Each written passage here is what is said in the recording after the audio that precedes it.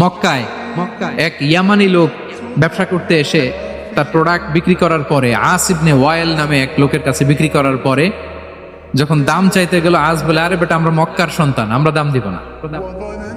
তো সে ভাবলো হয়তো আমার সাথে ঠাট্টা করেছে, হজের মৌসুম যাক, বেচাকেনা শেষ করে যাওয়ার পথে দামটা নিয়ে যাব। সে ফেরার দিন আবার গেল যে আমার তো জিনিসের দামটা আপনি দিলেন না। সে বলে, আমরা এই ভূখণ্ডের মালিক, আমরা দাম দেই না, এটা তো বড় জুলুম। সে কান্নাকাটি শুরু করলো।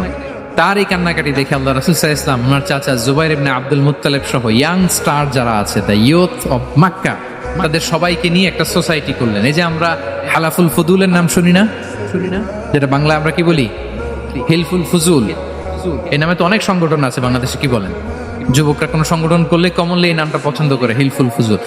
আসলে এটার মূল নাম ছিল হালাফুল মুত্তাইয়িবিন। তিব মানে হচ্ছে রং।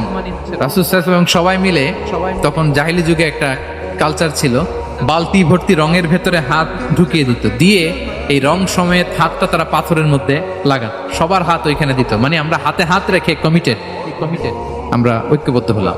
সেখান থেকে হয়েছে হালাফুল মুত্তাইয়িবিন থেকে হালাফুল ফুদুল।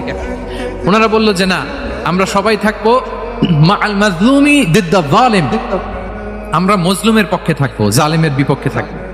এবং যেই প্রতিজ্ঞা ওই কাজ, সবাই মিলে আস ইবনে ওয়াইলকে ধরলো, তার কাছ থেকে টাকা আদায় করে ওই ইয়ামানি ব্যবসায়ীর কাছে পৌঁছে দিয়ে তিনি মাজলুমকে সহায়তা করেছেন।